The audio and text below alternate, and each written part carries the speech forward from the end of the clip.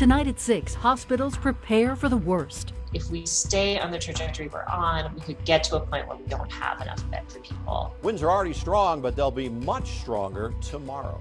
Plus, Superintendent Susana Cordova announces she's leaving DPS. A cafe that thumbed its nose at public health orders goes out of business. And we visit a Longmont nursing home where the hugs given out today were long overdue. Oh gosh, yes, that was marvelous.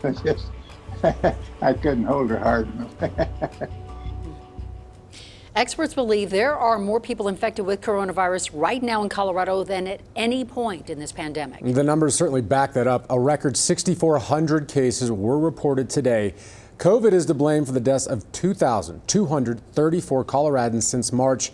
It was a factor in the deaths of 2,500 others. And hospitals have us especially worried. 1,300 beds are occupied by patients suspected or confirmed to have the virus. And fearful of facilities running out of room or, not having enough employees, Governor Polis announced an executive order today requiring all hospitals to submit a detailed plan of attack by Wednesday. If space is still limited, elective surgeries may be placed on the back burner. And if all else fails, the state will turn to makeshift hospitals like the one at the convention center. There are several steps before it becomes that dire, but looking at the current trends across our country, including in Colorado, there is a higher likelihood that those might need to be activated. It is still something that is in our hands, in your hands, in our state's hands, in our country's hands to avoid if we show the resolve. And the governor is basing his decisions not only on the numbers we're seeing today, but projections for the coming weeks. And however strained they are, doctors tell our Sloan Dickey they have the resources and the know-how to handle the current caseload. It's the holidays that have them worried.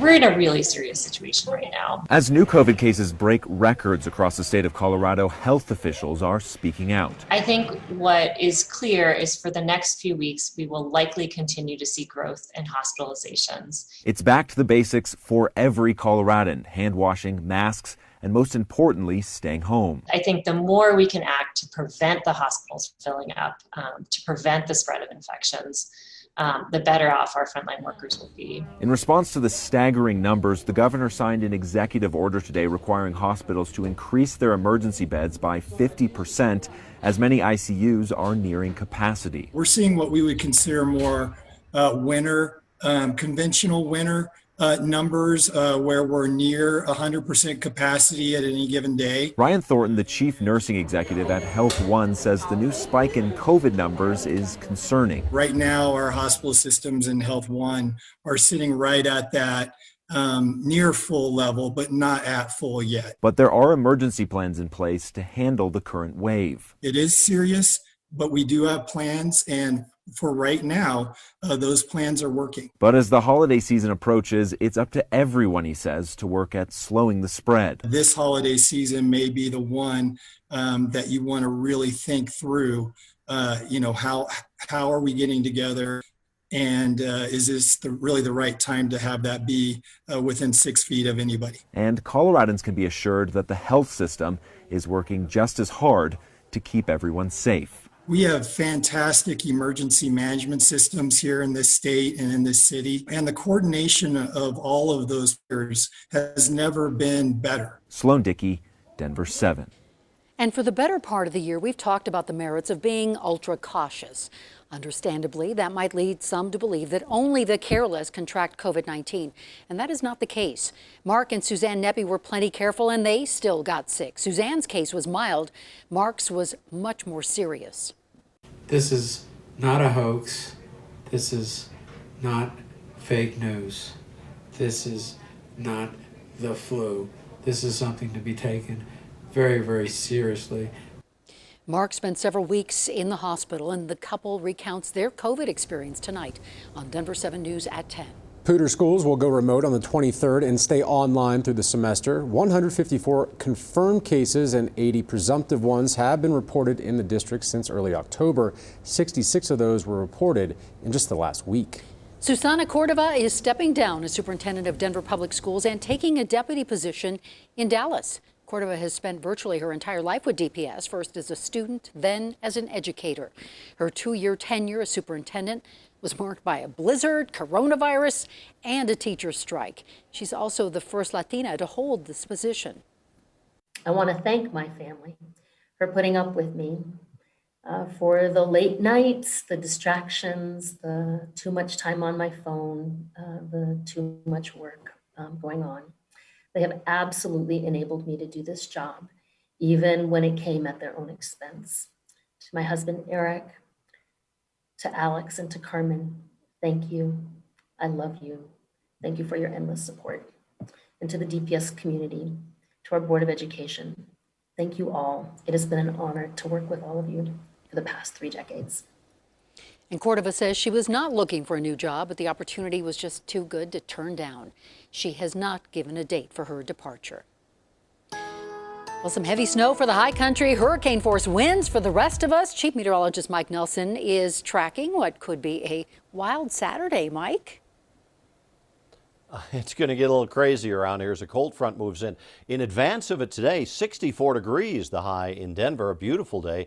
But now we have high wind warnings in effect across the eastern half of the state, winter weather advisories, northern and central mountains, fire weather warnings out across Kansas. There's not much happening currently, a little bit of rain shower activity moving into northwest Colorado, but the front is now pushing through the Salt Lake City area. It's going to race across Colorado tonight and tomorrow, borne in on some very strong jet stream winds up at about 25,000 feet. And at the surface, we'll have the strong winds increasing tonight and tomorrow. So your headlines are as follows. Strong winds late tonight through Saturday. Heavy mountain snow, but very little moisture coming up for the plains. However, after this passes by, a big warming trend coming up next week. I'll have all the details on the 7-day in just a few minutes. Mike, thanks. Christopher Linsmeyer has been accused of setting several fires over the years. In 2016, he was connected to one that burned more than 10 acres and caused $100,000 in damage. Recently, he was charged with a dozen counts of arson for walking away from burn piles. This while the East Troublesome fire raged just minutes away. But while Linsmeyer has a lengthy rap sheet, he doesn't have the jail time to show for it. Earlier this year, he pleaded an old case down and then paid a fine. Neighbors have come to think of him as being almost untouchable. There's something about Christopher. He knows he can do this and nothing's going to happen to him. He's lit fires on repeated occasions that have endangered life and property, and he's shown no regard for the risk that he's putting that life and property at. Tonight on Denver7 News at 10, Chief Investigator Tony Kowaleski sits down with the DA of Grand County to ask why Linsmeyer is seemingly escaping punishment and whether Linsmeyer's marriage to Denver District Attorney Beth McCann has anything to do with it. Mark Redwine could go on trial for the murder of his 13-year-old son Dylan as early as January 25th. The defense, prosecution, and judge will meet to confirm that date just after the start of the new year. Redwine's case was declared a mistrial on Monday after his defense team said they were exhibiting symptoms of coronavirus.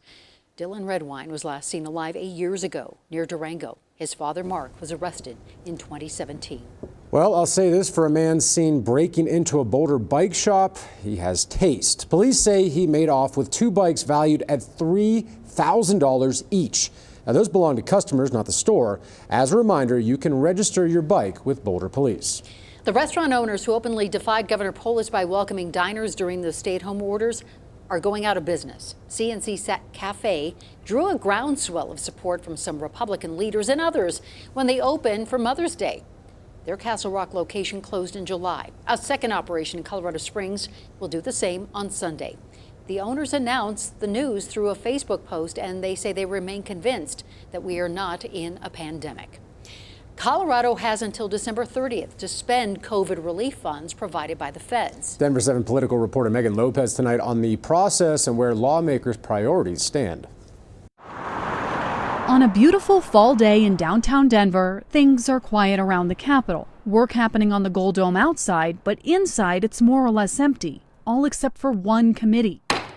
The Joint Budget Committee will come to order. A group of lawmakers receiving an update on billions of federal COVID dollars being spent in Colorado. The federal funding is critical both to our public health response in this state as well as our economic recovery. That money has to be spent by December 30th or the state stands to lose it. One of the challenges that we have right now is this very short time frame that the feds have given us to use that funding. Representative Julie McCluskie is hoping that deadline would be extended, but there are two areas in particular to pay attention to: schools and small county spending. On the school side, the most recent report from September shows hundreds of millions of dollars that still need to be spent on COVID response. I'm not going to panic over what appears to be underspending yet, because there's time to spend it. And Senator Bob Rankin says those September numbers need an update. The county side is a bit more complicated. While Colorado's 5 big counties were given federal funds outright, the others weren't. I have a lot of sympathy for the small counties as well,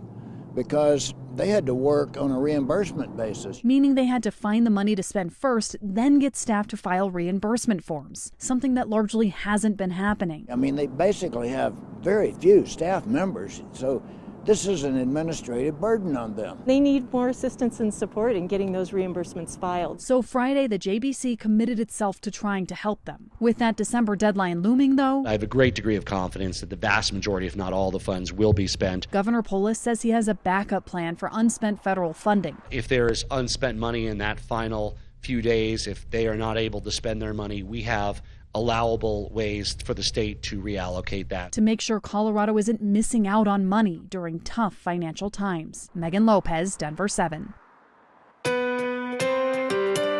Coming up, a warm embrace. Just been looking forward to that 5-minute hug. A nice meal.